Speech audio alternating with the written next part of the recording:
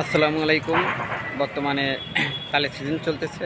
আপনারা সবাই কম বেশি তাল শাঁস কিনতেছেন, খাইতেছেন, কিন্তু কাটতে গেলে অনেক সময় অনেকের বিপক্ষে পড়তে হয়। কীভাবে কাটবেন? কাটতে গেলে অনেক সময় যদি ভিতরে নরম থাকে তাহলে পানিটা বের হয়ে যায়, অনেক সময় শক্ত যদি হয়ে যায় তাহলে সেটাকে কাটতে গেলে আরও বেশি কষ্ট হয় বা বেশি অসুবিধা ভোগ করতে হয়।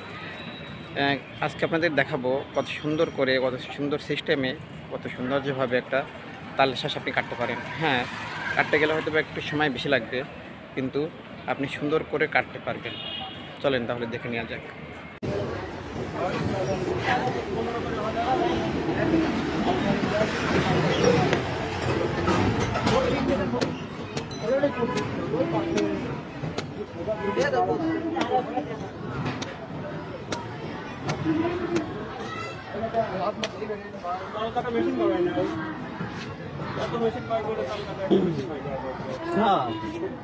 কালে বিভিন্ন রকমের জিনিস বাড়াচ্ছে।